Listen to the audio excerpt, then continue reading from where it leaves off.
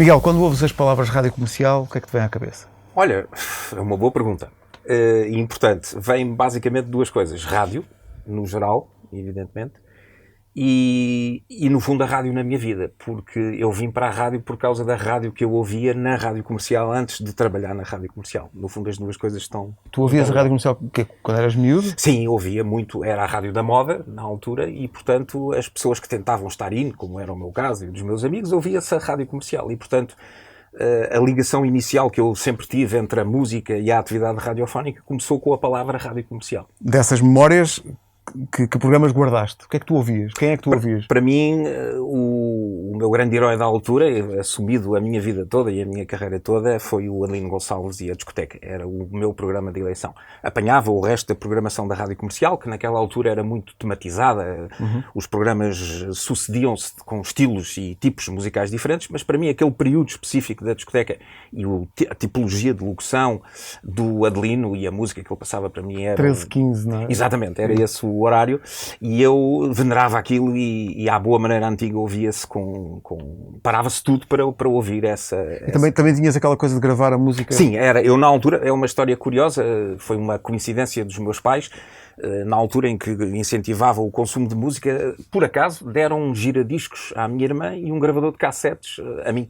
E portanto a minha irmã passou a ouvir os discos que tinha e eu passei a gravar tudo quanto havia. E foi melhor essa situação, porque eu gravava coisas que era difícil arranjar em disco, evidentemente. E quando é que chegaste à rádio comercial? Muito depois disso? Muito depois. Tive uns períodos em que colaborei não oficiosamente para poder viver o mundo da rádio, conhecer o Adelino Gonçalves e as estrelas da rádio comercial. E, portanto, foi o meu primeiro contacto verdadeiro com o mundo da música. E depois, ironicamente, fui para a concorrência. E, portanto, comecei a minha carreira na concorrência. Acabei por só vir para a rádio comercial 5 ou 6 anos depois, na altura em que a rádio comercial foi privatizada e eu vim pós-privatização com os novos donos da rádio comercial, no fundo. E é uma data tão marcante, não sei se para bem, se para mal, que tu sabes de cor, não é? Sei, nunca mais me esqueço. Entrei nesta distinta casa no dia 20 de junho de 1993, às 4h30 da tarde, pontualmente, para conhecer, na altura, o novo responsável, e de sempre, mas naquela altura, novo responsável, João David Nunes. E assim foi, apresentado. Era outro planeta a rádio comercial nessa altura? No fundo era, porque os tempos eram outros, a sociedade era outra, e portanto a radiodifusão era outra. E ironicamente descobri depois que a rádio comercial tinha passado por um período muito difícil de pré-privatização, que julgo eu na altura durou praticamente 5 anos, e portanto estava muito desinvestida, digamos, e eu senti essa realidade quando efetivamente aqui entrei. No fundo passei um pouco pelaquela realidade que por vezes passam os ouvintes quando consomem o mistério da rádio do lado de lá, como ouvintes, e depois quando veem a realidade, às vezes a bota não bate com a perdigota. E no meu caso, mesmo por dentro do meio, não é? Radiofonicamente falando, acabou por acontecer isso. Eu estava à espera de uma coisa com muito maior vitalidade do que naquela altura. Embora, nesses tempos, como digo, presumo que a coisa resultasse desse período de transição muito longo, de quase 5 anos, pelo aquilo que me explicaram na altura, de pré-privatização. E, portanto, o dinamismo só arrancou pós-privatização. E estiveste na rádio comercial quanto tempo? Tive cerca de uma década. Se a memória não me falha, também neste caso, de 1993 até 2002. Recordações desses 10 anos? Que 10 anos. Olha, estes cabelos brancos, muitos deles vêm desses 10 anos de atividade. Tenho recordações extraordinárias de muito trabalho, muitas dificuldades, mas ao mesmo tempo muita aprendizagem, muita dedicação, minha e das equipas que trabalharam na altura, porque foram tempos únicos e muito complicados.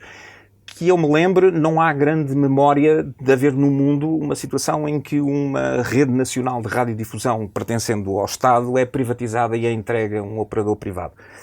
E isso tem consequências. E naquele caso, naquele tempo, teve efetivamente consequências.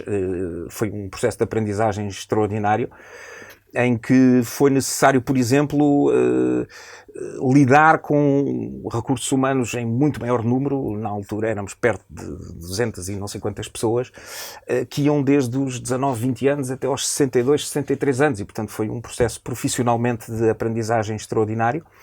com todas as dificuldades inerentes dos tempos que se viviam naquela altura em que a rádio comercial não era líder de mercado. Foi necessário fundir duas culturas, a cultura vigente na rádio comercial e a cultura dos funcionários que entretanto vieram com a entidade compradora, e depois era preciso fundir as duas e transformar essas duas vivências e duas experiências profissionais numa entidade única que seria a rádio comercial. O melhor momento de todos qual é?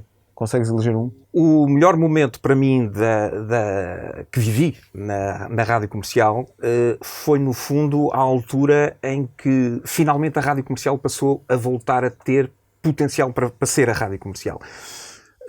Na pós-privatização, infelizmente, a rádio comercial estava pela hora da amargura, como se costuma dizer. Nós achávamos que havia uma rede emissora e não havia.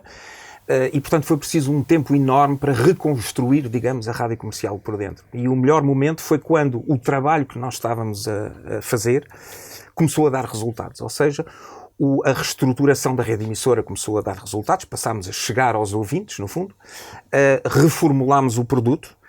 Naquela altura iniciou-se um processo novo que veio a dar origem à realidade atual da radiodifusão, que foi trabalharmos com consultoria, portanto com ajuda exterior, e começámos a fazer estudos de mercado que nos passavam a ajudar a saber o que é que o público queria que acontecesse, e somando essas técnicas todas, que são no fundo as técnicas que são utilizadas hoje na radiodifusão moderna, começámos a ver os resultados a acontecer. E isso para mim profissionalmente foi uma maravilha, que foi dizer, vale a pena tudo isto, vale a pena este esforço, vale a pena este trabalho, e sobretudo vale a pena porque as pessoas estão a gostar do que nós estamos a fazer. E como tu sabes, é um elemento muito importante na radiodifusão, é nós sentados nos estúdios sem ver as pessoas, sentirmos de uma maneira ou de outra que efetivamente elas estão a reagir e estão-se a emocionar com o que nós estamos a fazer.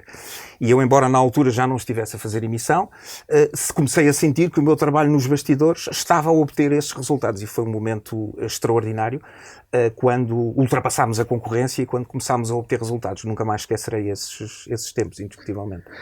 Como é que vês hoje a rádio comercial? Olha, vejo com enorme prazer, porque é líder, indiscutível, mantém essa liderança, resiste à concorrência apesar de tudo, e isso para mim é absolutamente extraordinário. Há coisas que nunca mais nos deixam, nomeadamente o poder das marcas, como eu costumo dizer. E apesar de ter avançado para muitos outros projetos, de que gosto muito, obviamente, há coisas que nunca mais esquecemos, e a marca Rádio Comercial, pela sua dimensão, pela sua importância, fico muito contente que efetivamente continue a chegar às pessoas, graças a ti, neste caso, e a obter os resultados, a ser uma marca com vida hoje e com vida no futuro. Para mim é o mais importante neste caso.